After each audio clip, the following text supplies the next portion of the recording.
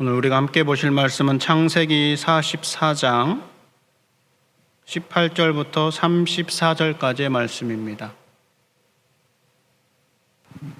구약성경 70쪽에 창세기 44장 18절부터 34절까지의 말씀을 저와 여러분이 한 절씩 교독하여 읽겠습니다. 유다가 그에게 가까이 가서 이르되 내 주여 원하건대 당신의 종에게 내 주의 귀에 한 말씀을 아뢰게 하소서. 주의 종에게 노하지 마소서. 주는 바로와 같으심이니이다. 이전에 내 주께서 종들에게 물으시되 너희는 아버지가 있느냐 아우가 있느냐 하시기에 우리가 내 주께 아뢰되 우리에게 아버지가 있으니 노인이요 또 그가 노년에 얻은 아들 청년이 있으니 그의 형은 죽고 그의 어머니가 남긴 것은 그뿐이므로 그의 아버지가 그를 사랑하나이다 하였더니 주께서 또 종들에게 이르시되 그를 내게로 데리고 내려와서 내가 그를 보게 하라 하시기로 우리가 내 주께 말씀드리기를 그 아이는 그의 아버지를 떠나지 못할지니 떠나면 그의 아버지가 죽겠나이다. 주께서 또 주의 종들에게 말씀하시되 너희 막내 아우가 너희와 함께 내려오지 아니하면 너희가 다시 내 얼굴을 보지 못하리라 하시기로 우리가 주의 종 우리 아버지에게로 도로 올라가서 내 주의 말씀을 그에게 아뢰었나이다. 그 후에 우리 아버지가 다시 가서 곡물을 조금 사오라 하시기로 우리가 이르되 우리가 내려갈 수 없나이다. 우리 막내 아우가 함께 가면 내려가려니와 막내 아우가 우리와 함께 가지 아니하면 그 사람의 얼굴을 볼 수 없음이니이다.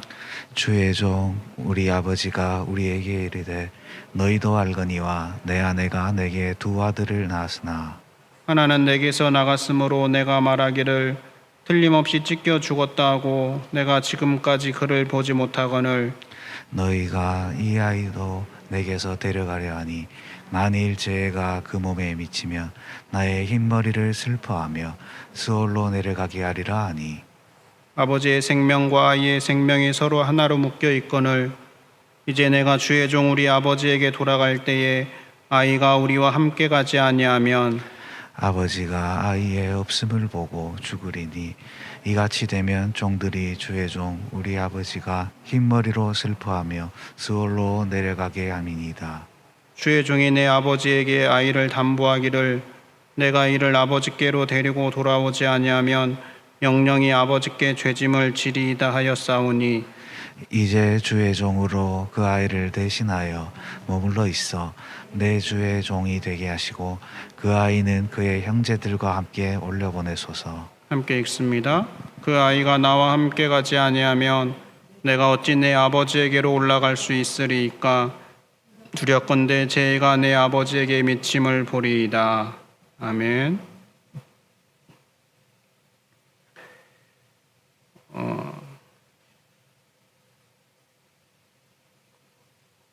담임 목사님께서 코로나 확진으로 지금 자택에서 격리 중이십니다. 여러분 건강 회복을 위해서 꼭 기도해 주시기 바랍니다. 교회학교 교사 세미나가 이번 주일 오후 2시에 본당에서 있습니다. 우리 다음 세대를 세우는 교사 세미나를 위해서 여러분 기도해 주시기 바랍니다. 내일 오전에는 충청남도 기독교 총연합회 실행위원회가 우리 본당에서 10시 30분에 있습니다. 담임 목사님께서 회계로 섬겨주시고 계시는데요. 내일 그 실행위원회를 위해서 여러분 기도해 주시고 실행위원회가 본당에서 모이기 때문에 계속 진행되고 있는 사순절 릴레이 기도는 내일 오전에는 중보기도실을 이용해 주시기 바랍니다.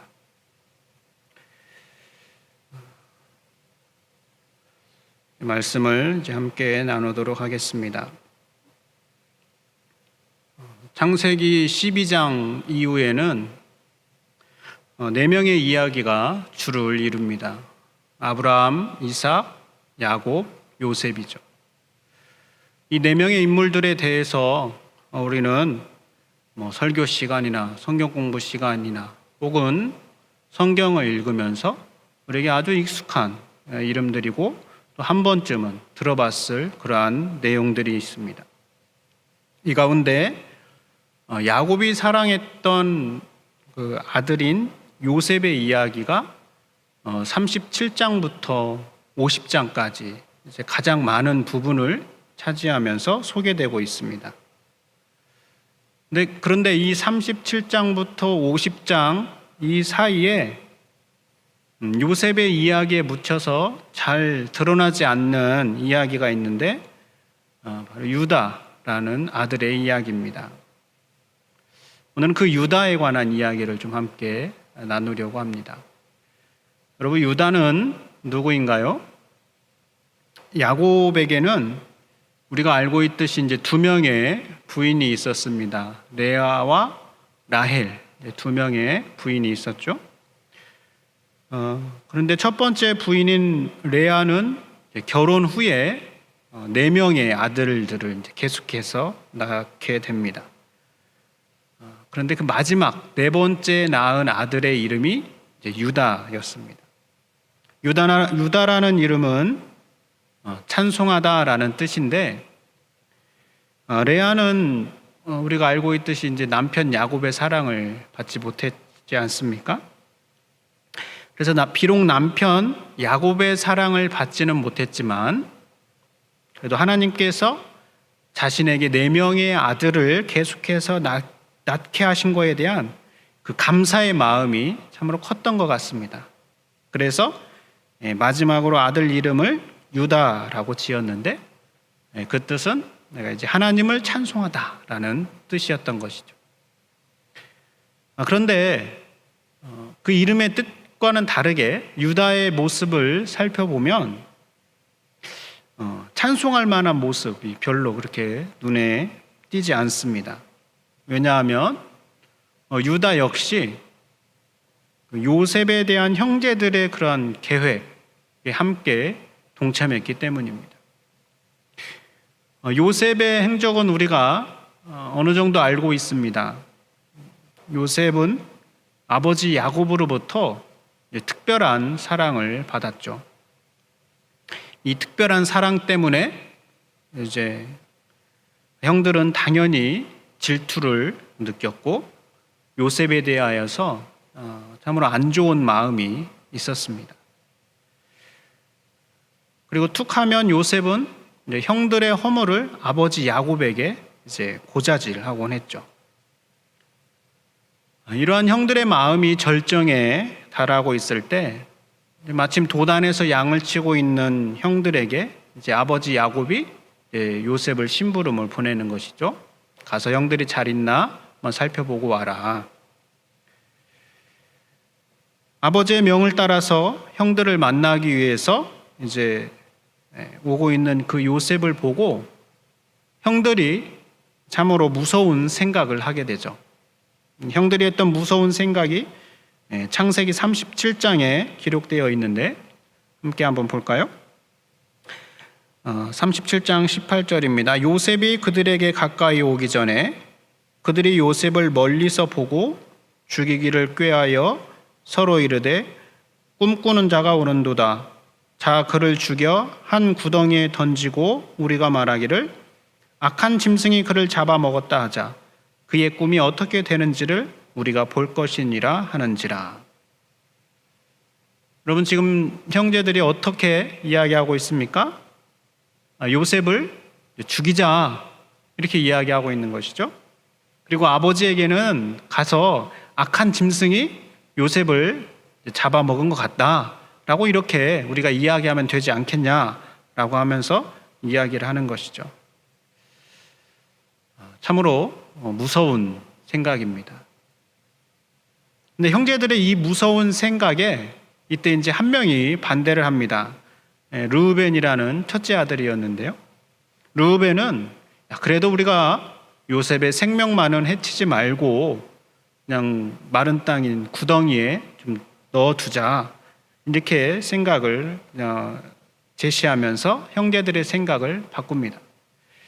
르우벤이 구덩이에 요셉을 던져넣기로 한 것은 이제 나중에 상황을 봐서 요셉을 다시 건져내기 위함이었습니다. 그러나 상황은 루벤이 생각한 것과 다르게 흘러갔죠. 요셉을 구덩이에 던져넣고 형들이 음식을 먹고 있을 때 마침 이스마엘 상인들이 지나가고 있었습니다. 상인들의 특징은 돈이 되는 것은 무조건 싸게 사서 비싸게 파는 것이죠. 단지 요셉을 구덩이에 던져 넣었다가 죽이는 것은 형제들이 생각할 때 자신들에게 별 소득이 없는 것이죠. 그래서 그 형제들 가운데 한 명이 요셉을 이스마엘 상인에게 팔아 넘기자라고 제안을 합니다. 그러니까 형제를 팔아 넘기는 것, 사람을 팔아 넘기는 것, 바로 인신매매죠. 보통 인신매매는 낯선 사람, 모르는 사람을 몰래 잡아다가 팔아 넘기는 것인데, 지금 인신매매가 벌어지고 있는 이 대상은 형제들 사이입니다. 참으로 무서운 행위가 아닐 수 없습니다. 그럼에도 불구하고 자신들의 손에 피를 묻히지 않고 금전적 이익을 얻을 수 있지 않겠느냐는 누군가의 제안에 의해서 나머지 형제들이 동의를 했고 은 20에 요셉을 팔아 넘겼습니다. 여러분, 이때 요셉을 돈 받고 팔아 넘기자라고 제안했던 사람이 누구인 줄 아십니까? 바로 그 사람이 유다입니다. 아무리 요셉과 사이가 좋지 않다라고 할지라도 여러분, 돈을 받고 동생을 팔아 넘겨서야 될까요? 혹은 동생을 죽이고 악한 짐승이 먹어버렸다라고 거짓말을 하자라고 이렇게 이야기를 해도 되는 것일까요? 그래서는 안 되는 것이죠. 그런데 이런 일을 요셉의 형제들이 했고 이 일의 대표가 이제 유다였다라는 것이죠. 그런데 오늘 본문에서 유다는 어떻게 하고 있습니까? 유다가 요셉에게 한 형제를 위하여서 간청을 하고 있습니다. 돈을 위해 요셉을 팔아 넘기자고 했던 유다가 지금은 전혀 다른 모습으로 간청을 하고 있는 것이죠. 우리가 알고 있듯이 애굽으로 팔려온 요셉은 비록 옥살이를 하긴 했었지만 이제 꿈을 해석함으로써 이제 애굽의 총리가 되었죠. 그리고 그 꿈대로 계속된 흉년으로 야곱이 거주하는 이스라엘에도 먹을 것이 없게 되었습니다. 그래서 형제들은 이 먹을 것을 얻기 위해서 이제 애굽 땅에 찾아오게 되는 것이죠. 이때 형제들은 애굽에서 총리가 되었던 요셉을 알아보지 못했습니다. 반면에 요셉은 형제들을 알아보았고 곡식을 주면서 형들이 가지고 왔던 돈도 그대로 넣어서 돌려보냈습니다. 대신에 시므온이라는 형제 가운데 한 명이 포로로 잡혀 있어야 했습니다.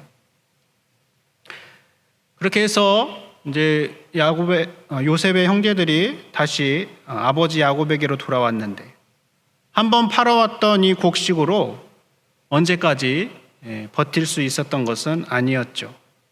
그 곡식도 떨어지게 되자 굶주림으로 아버지 야곱은 다시 형제들을 애굽 땅으로 보내서 곡식을 팔아오도록 합니다. 이때 형제들은 아버지 야곱의 명령대로 쉽게 출발을 할 수가 없었습니다. 왜냐하면 요셉이 했던 말이 있기 때문입니다. 다시 양식을 사러 올 때 막내 동생인 베냐민을 데려오지 않으면 결코 요셉 자신의 얼굴을 볼 수 없다라고 말했기 때문입니다. 요셉이 막내 동생 베냐민을 데려오라고 한 이유는 무엇 때문일까요? 자기가 겪었던 경험 때문입니다. 자기를 돈 받고 팔아 넘겼던 것처럼 형들이 처음에 곡식을 사러 올 때 도중에 막내 동생 베냐민을 팔아서 받은 돈으로 자기에게 양식을 사러 온 것이 아닐까 의심스러웠기 때문입니다. 그래서 다시 올 때에는 반드시 베냐민과 함께 오라고 엄명을 내린 것이죠. 그러나 형들은 아버지 야곱과 베냐민의 관계를 알고 섣불리 말을 할 수가 없었습니다. 이때 아버지 야곱을 설득하면서 책임지고 베냐민을 다시 데려오겠다라고 말한 아들이 있습니다. 누구였을까요? 유다였습니다. 유다는 요셉을 팔아 넘기자고 했었는데 시간이 지나면 후에는 지금에 와서는 책임지고 베냐민을 데려오겠다라고 약속하며 아버지를 설득하고 있습니다. 아버지를 설득하는 이 장면은 창세기 43장에 이렇게 소개되어 있습니다. 창세기 43장 3절입니다. 유다가 아버지에게 말하여 이르되 그 사람이 우리에게 엄히 경고하여 이르되 너희 아우가 너희와 함께 오지 아니하면 너희가 내 얼굴을 보지 못하리라 하였으니 아버지께서 우리 아우를 우리와 함께 보내시면 우리가 내려가서 아버지를 위하여 양식을 사려니와 아버지께서 만일 그를 보내지 아니하시면 우리는 내려가지 아니하리니 그 사람이 우리에게 말하기를 너희의 아우가 너희와 함께 오지 아니하면 너희가 내 얼굴을 보지 못하리라 하였음이니이다. 유다가 그의 아버지 이스라엘에게 이르되 저 아이를 나와 함께 보내시면 우리가 곧 가리니 그러면 우리와 아버지와 우리 어린아이들이 다 살고 죽지 아니하리이다. 내가 그를 위하여 담보가 되오리니 아버지께서 내 손에서 그를 찾으소서. 내가 만일 그를 두지 아니하면 내가 영원히 죄를 지리이다. 감히 아버지 야곱에게 베냐민을 데려가야 되겠습니다라고 섣불리 말도 꺼내지 못하고 있는 이 상황에서 유다가 나서서 이야기하면서 자기가 책임지고 데려오겠다라고 이야기를 하는 것이죠. 이러한 유다의 설득으로 아버지 야곱은 이제 베냐민을 데리고 가는 것을 허락했고 형제들은 다시 애굽 땅으로 양식을 얻기 위하여 출발합니다. 그리고 형제들은 애굽 땅에서 생각지도 못한 융숭한 대접을 받고 계획대로 양식을 다시 얻고 고향으로 돌아가는 길에 섰습니다.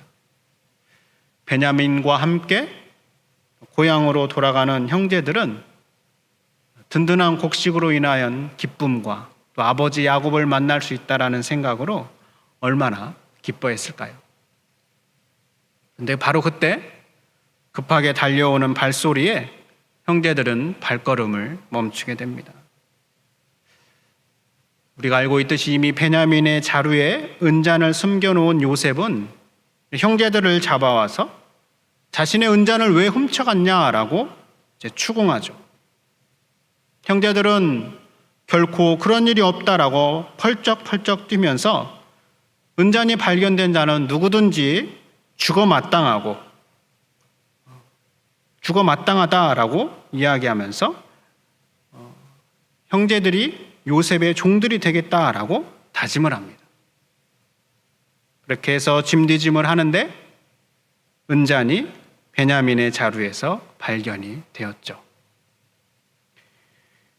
요셉은 이제 자신의 동생 베냐민을 안전하게 떼어놓을 수 있는 구실이 생겼기 때문에 은잔이 발견된 자만 남고 나머지 형제들은 아버지 야곱에게 다시 가도 좋다라고 이야기를 합니다. 여러분, 요셉의 이 말에 형제들은 어떻게 해야 할까요? 동생 베냐민만 남겨놓고 먹을 게 없는 아버지 야곱을 위하여 양식을 가지고 돌아가야 할까요? 아니면 모두가 함께 남아 요셉의 종이 되어야 할까요? 우리는 요셉의 이야기를 알고 있기 때문에 이 상황을 쉽게 생각할 수 있습니다. 그러나 우리가 처음 듣는다라고 생각하고 한번 생각해 보십시오. 요셉은 애굽의 국무총리입니다.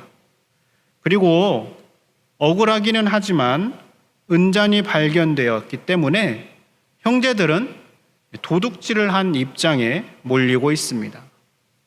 잘못하면 생명을 잃을 수도 있겠다라는 생각을 할 수도 있죠. 그래서 이 상황에서 쉽게 나서서 뭐라고 말을 하기도 어렵고 참으로 부담스러운 상황입니다. 어떻게 말을 하느냐에 따라서 생명이 오갈 수도 있기 때문입니다. 요셉의 말대로 동생 베냐민만 남겨놓고 가자니 아버지 야곱이 걱정이고, 다 함께 종이 되어서 애굽 땅에 남게 되면 고향 땅에 있는 아버지가 걱정인 것이죠. 형제들의 상황은 진퇴양난입니다. 바로 이때 형제들을 위해서 또다시 누군가 한 사람이 용감하게 요셉에게 간청합니다. 누구일까요? 이번에도 유다입니다. 유다는 요셉 앞에 용감하게 나서서 자기가 생각한 바를 이야기를 하는데, 바로 오늘 우리가 읽은 본문이 그러한 내용입니다. 오늘 길게 읽은 이 본문의 내용을 간단하게 요약하면 유다가 한 말은 이러한 내용입니다. 아버지 야곱과 막내 아들 베냐민의 생명은 하나입니다. 베냐민을 데리고 가지 못하면 우리는 아버지 얼굴을 볼 수가 없습니다. 나아가 아버지 야곱은 베냐민을 보지 못하면 슬퍼하며 죽음을 맞이할 수도 있습니다. 그러니 이제 제가 베냐민을 대신해서 요셉의 종이 되겠습니다. 대신 나머지 형제들은 보내주시기를 바랍니다. 베냐민을 아버지께로 데려가지 않고는 우리가 결코 갈 수 없습니다. 바로 이것이 유다가 요셉 앞에 간청하는 내용입니다. 이렇게 요셉 앞에 서서 간청을 하는 유다를 보니 예전의 유다가 아닙니다. 요셉을 돈 받고 팔아넘기자고 했던 이전의 유다가 아니다라는 것이죠. 베냐민을 대신해서 종이 되겠다라고 자청하는 유다의 모습은 참으로 감동적인 모습이 아닐 수 없습니다. 여러분, 동생을 팔아넘기자고 했던 유다가 어떻게 해서 이렇게 변하게 되었을까요? 요셉의 이야기 사이에 들어가 있는 창세기 38장의 내용이 힌트가 됩니다. 그럼 무엇 때문인지는 모르지만 유다는 형제와 아버지로부터 독립을 합니다. 가나안 사람 수아라 하는 자의 딸을 만나서 결혼을 하고 독립을 했는데, 이 유다에게 아들 셋이 태어났습니다. 그런데 태어난 첫째 아들, 둘째 아들을 그만 먼저 잃고 말게 됩니다. 그리고 난 후 유다는 시간이 흘러서 첫째 아들의 아내였던 다말과 부부가 되는 기막힌 일을 겪게 됩니다.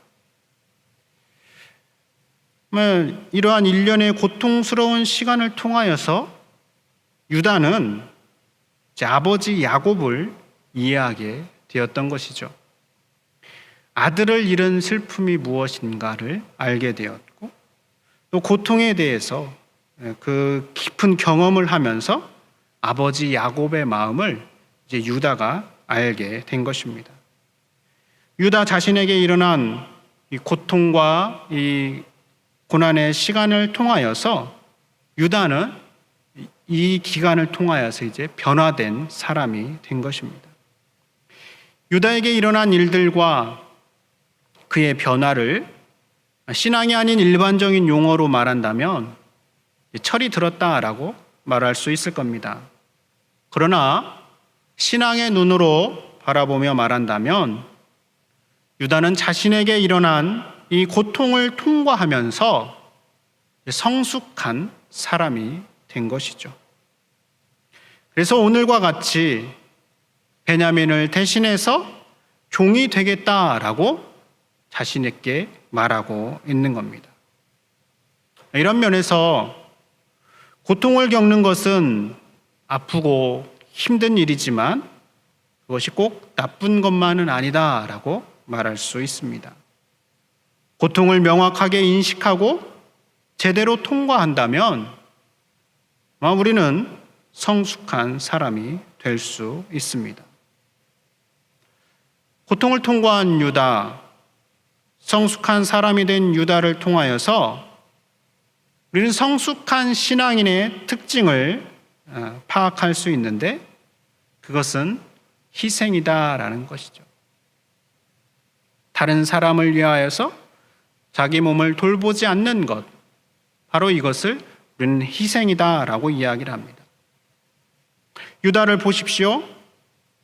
동생을 팔아서 금전적인 이득을 취하자고 했던 유다가 이제는 형제를 위하여 자신의 몸을 돌보지 않는 사람이 되었습니다.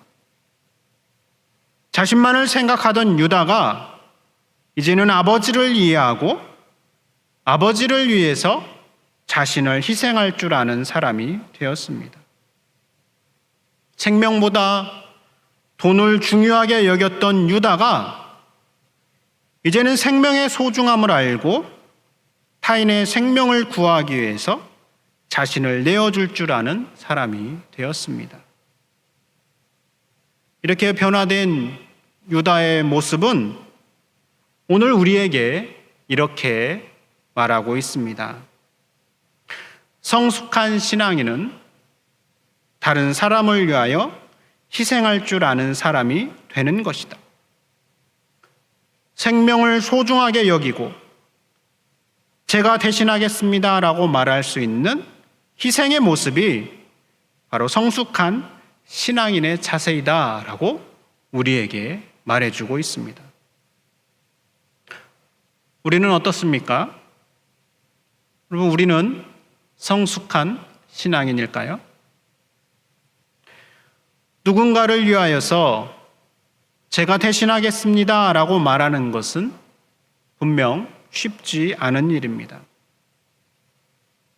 내가 희생하려고 한다면 왠지 나만 손해보는 것 같은 마음이 들기도 합니다. 왜냐하면 희생은 우리가 가지고 있는 본성과는 다른 특징이기 때문입니다. 그럼에도 불구하고 유다의 이야기를 통하여서 성경은 우리에게 누군가를 위하여 희생할 줄 아는 성숙한 신앙인이 되라라고 우리에게 말씀하고 있습니다. 이러한 유다의 희생을 이야기하면서 우리에게 자연스럽게 떠오르는 분이 있습니다. 바로 예수님이죠. 마태복음에 등장하는 예수님의 족보를 살펴보면 놀랍게도 오늘의 주인공 유다가 있습니다. 어쩌면 유다의 모습을 보신 하나님께서 동생을 위하여서 희생하는 그 유다의 모습을 기쁘게 보시고 그 후손에서 예수님을 태어나게 하신 것은 아닐까요? 그 유다의 후손에서 태어나신 예수님의 모습은 어떻습니까? 우리가 알고 있듯이 지극히 높으신 하나님의 아들이신 예수님께서 이 땅에 내려오신 것 자체가 커다란 희생이 아닐 수 없습니다. 이 희생은 예수님께서 가지고 계셨던 무한한 권리를 포기하시는 것이었습니다. 흔히 우리는 작은 집에서 큰 집으로 이사가서 살 수는 있지만 큰 집에서 작은 집으로 이사해서 사는 건 어렵다라고 말합니다. 왜 그럴까요?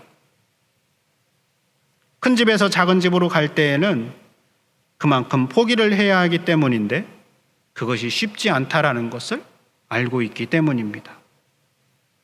그런데 예수님은 어떻습니까?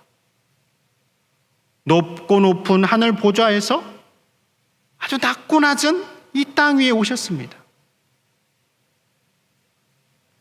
바로 이것이야말로 실로 엄청난 희생이 아닐 수 없습니다. 그런데 예수님의 희생은 이렇게 이 땅에 오신 것만으로 끝나지 않았습니다. 많은 사람의 생명을 얻기 위하여 고난의 길을 걸어가셨습니다. 그리고 우리는 지금 이렇게 고난의 길을 걸어가시는 예수님을 묵상하는 사순절을 보내고 있습니다. 예수님의 이 희생은 십자가에서 절정을 이루게 됩니다. 그래서 교회를 상징하는 이 십자가를 볼 때마다 우리는 나를 위하여 십자가를 지신 예수님의 희생을 떠올리게 되고 우리 역시 그러한 희생의 자리로 초대받고 있다라는 것을 깨닫게 됩니다. 사랑하는 여러분, 오늘 우리를 부르는 희생의 자리는 어디일까요? 눈을 들어 우리의 주변을 한번 둘러보십시오. 내 가정에서 유다처럼 내가 대신하겠습니다 라고 말하며 희생해야 할 영역은 어디에 있을까요? 교회에서 내가 희생해야 할 것은 무엇이 있을까요? 혹은 내가 일하는 일터에서 예수님처럼 묵묵히 지고 가야 할 희생의 모습은 어떤 것이 있을까요? 내가 관계 맺고 있는 삶의 자리에서 내가 대신하겠습니다 라고 외쳐야 할 것은 무엇이 있을까요? 이제 얼마 남지 않은 이 사순절에 우리를 부르시는 희생의 자리가 어디인지를 가만히 귀 기울여 들어보시면서 그 말씀하시는 것에 순종함으로 나아가 보는 건 어떨까요? 우리가 그렇게 순종함으로 나아갈 때 하나님께서는 희생의 자리에 나아가는 그 사람을 반드시 기억하시고 높여 주십니다. 그 하나님의 사랑을, 하나님의 기억하심을 기대하면서 희생의 자리로 나아가는 저와 여러분이 될 수 있기를 바랍니다. 오늘 주신 말씀을 기억하면서 이 시간 우리 함께 한번 하나님 앞에 기도의 자리로 나아가도록 하겠습니다.